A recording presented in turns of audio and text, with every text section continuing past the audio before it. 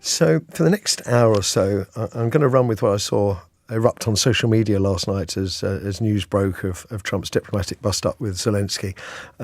If our Prime Minister Keir Starmer is serious about supporting Ukraine, how does offering the US President an historic second state visit sit with you this morning, dear listener? 0345 6060 973. I have to say, a curse on my producer Elliot, who during the news there has already got me doubting the view that I'd formed earlier. We were the first show to discuss King Charles's invitation last Sunday, and I predicted it would be a diplomatic masterstroke by Starmer, and so it came to pass. Our Prime Minister charmed the pants off the President, who was not just effusive in his praise of the Prime Minister, but also, of course, dangled the big fat juicy carrot of some kind of trade deal in front of Starmer's bespectacled eyes. We've had great discussions on trade, and I think we're going to have a deal done rather quickly as it can be done. We're going to have something, I think, rather quickly. We expect to do that. Okay? That decision to offer Trump a second state visit, which will cost taxpayers millions of pounds, may well leave a bitter taste in many right-thinking citizens' mouths. But the general consensus was that Starmer had played a blinder on Thursday. Even the Tory leader, Kemi Badenoch, offered him some sort of muted praise. But, and it's a big one, has the groundswell of public opinion already shifted against a second state visit for Trump after yesterday's diplomatic nightmare? You're in no position to dictate what we're going to feel. We're going to feel very good. You will feel influence. We're going to feel very good and very strong. You will feel influence. You're right now not in a very good position. You've allowed yourself to be in a very bad position, and he happens to be right about it. From the very beginning of the war, you're not in a good position. You don't have the cards right now. With us, you start having cards. Playing cards. But right now, you don't. Yeah, you're playing cards. Mr. President. You're playing I'm very cards. serious. You're gambling with the lives of war. millions of people. You're gambling with World War III. You're gambling with World War III. And what you're doing is very disrespectful to the country, this country. That's with back all to you. Respect to your Far country. more than a lot of people said they should have. Have you said thank you once?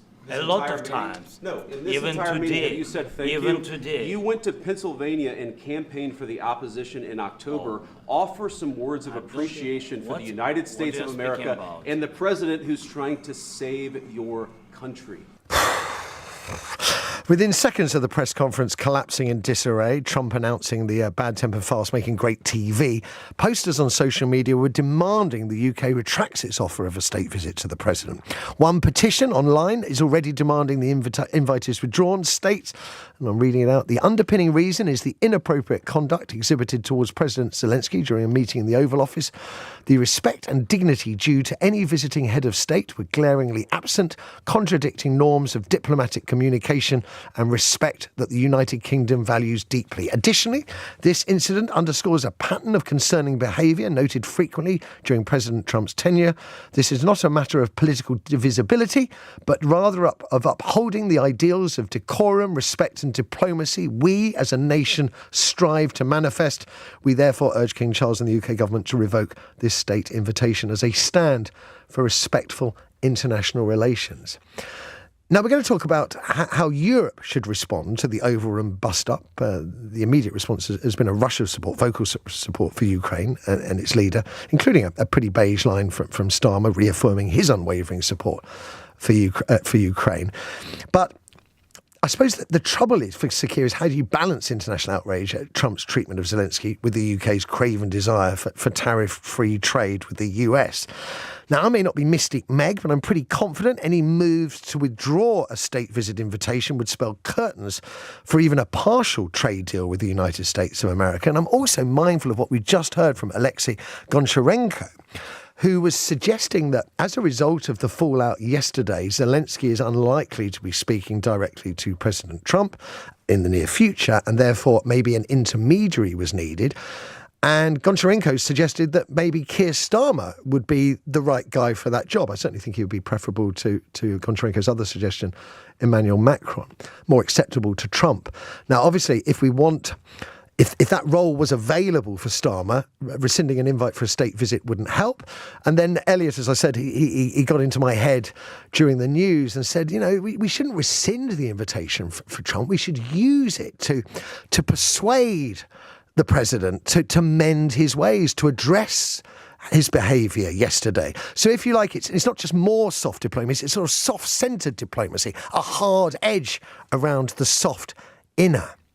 So a range of options around the state visit. Should it be rescinded? Should we go with it? Should we use it as a tool to bring Trump into line? 0345 6060 973, the number for you. I'm going to be speaking to Mark Lyall-Grant, a former UK ambassador, in just a moment. But first, I'm joined by Conservative MP for Herne Bay and Sandwich, Sir Roger Gale. Morning, Roger. Good morning.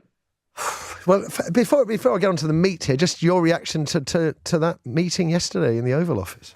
I was absolutely appalled. I wasn't particularly surprised, but I was absolutely appalled.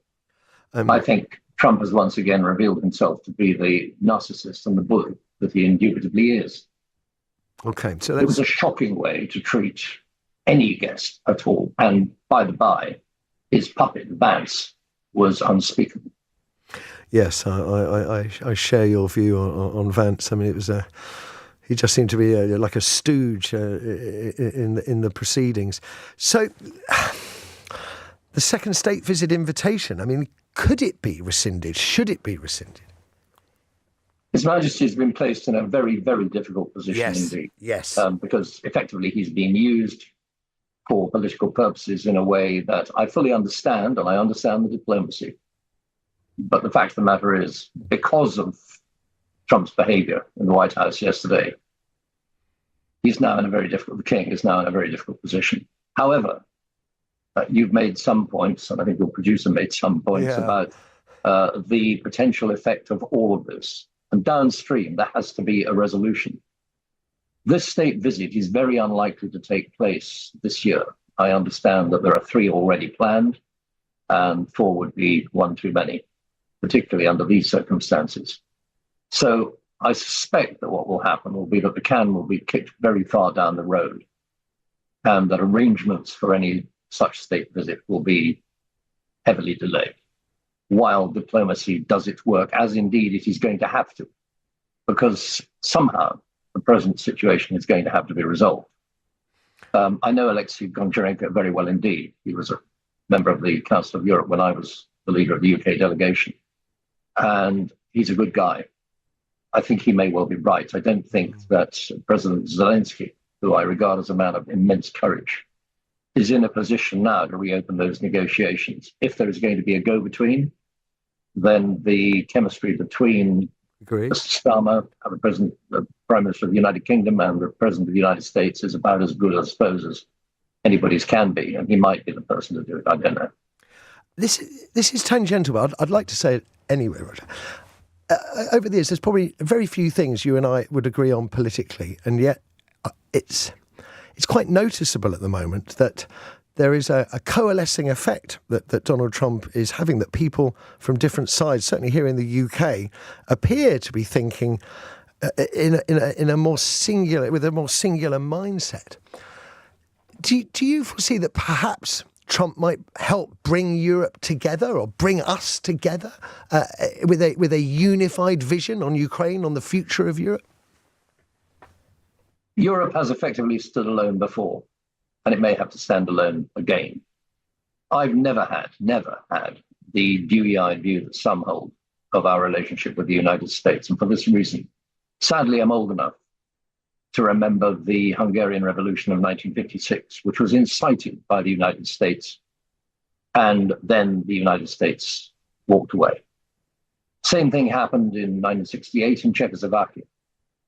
A revolution was incited by the United States, and the president of Czechoslovakia at the time, Alexander Dubček, was left to hang out to dry. That's when I first took part in politics and took part in a demonstration in London against the Soviet Union. But we're now faced with the neo-Soviet Union, and we need to remember that the United States, under President Trump, threw the women of Afghanistan to the wolves and walked away. They do have they have a record of walking away. And maybe the time has come for us to grow up, realize, yes, that we do have to take responsibility for our own defense and get on and do the job, and get behind President Zelenskyy, as I'm sure the leaders of Europe, including Keir Starmer, will. So, Roger Gale, absolute pleasure talking to you this morning. Really, the passion and clarity of Roger's thinking there, most delightful to these ears at least. Listening to that, Sir Mark Lyall-Grant, former UK Ambassador to the UN and National Security Advisor. Good morning to you, Mark. Good morning, Matthew. If I can ask you as well, I mean, as a UK ambassador, what did you make of the proceedings yesterday in the Oval Office? Well, extraordinary proceedings and very unfortunate events which only benefit Russia in the short term and China in the longer term. And it will undoubtedly confirm sort of European concerns about President Trump's commitment to European security. But I think the fundamental problem is that the way President Trump conducts these meetings, and we saw it with Emmanuel Macron, we saw it with Keir Starmer earlier in the week, it turns diplomacy into a sort of reality TV show. Yes. It's very unusual to have anything more than sort of courtesy talk in advance with the press present and then the press leave. You have the serious discussions in private, which include rows, disagreements. You agree how you're going to present if there are still disagreements to the press. You then have the press conference. Having an open press conference before the private talks takes place reverses the whole process of diplomacy and, as I mentioned, turns it into a reality TV Was show. it a setup? And I think it certainly had some elements of a setup. And an issue that people don't really focus on, perhaps, is that President Zelenskyy is operating in his third language. It's very difficult for him when people are talking over him, J.D. Vance is leaping in, to actually get the right words quickly enough to be able to make his point. And so I think it was a very unfortunate setup. Certainly Zelenskyy could have handled it better, but I think any of us operating in our third language in that sort of environment would find it extremely difficult to get your points across. And it's quite difficult in a second language, of any second language, to be fair. Now, I have to say, I think Sir Roger Gale made some excellent points with regards to the state visit. The notion of rescinding the invitation, it may be popular on social media, but it would have appalling consequences for Keir Starmer and UK trade, I would imagine. Yeah, I think that's a non-starter, frankly. I mean, I think he's probably right that it's not going to happen this year. It'll happen some way down the track. But we mustn't forget that the relationship with the United States is our most important relationship. It's so vital in areas that I know about in defense, intelligence, security, nuclear, etc. Massive trading partners. The opportunity for a trade deal with the United States is now back on the table. And these state visits, yes, of course, they're ceremonial, but they are used to promote our interests and our policies. And the king understands that, just as his mother, the Queen, bless her, did before. Is the king in a difficult position, as Sir Roger Gale argued, that it all looked sweetness and light on Thursday, but now it looks extremely awkward and embarrassing today?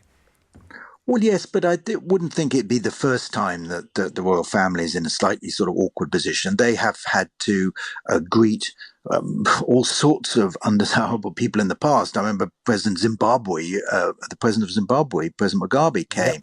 Ceausescu, Romania, came on a statement. So it's not exactly the first time. And President Trump isn't in that category, let's be very clear. He is a democratically elected leader of our most closest ally. So, yes, it may be a little bit awkward, but I don't think we should overreact to this particular set of events, actions, comments. As I say, some time will go down, and Keir Starmer, his immediate task is, of course, the meeting on Sunday, and maybe he can play a role in bridging the gap between Ukraine and the United States. Although I think, as Roger Gale made clear, it would be very difficult to do that if there was any attempt to rescind that state invite. Sir Mark Lyall-Grant, pleasure talking to you. I have to say I've been persuaded primarily by Elliot, but now by Mark Lyall-Grant there, and that they can't rescind the invitation. They will have to use it. Starmer and co will have to use it to lever better results, better reactions from President Trump.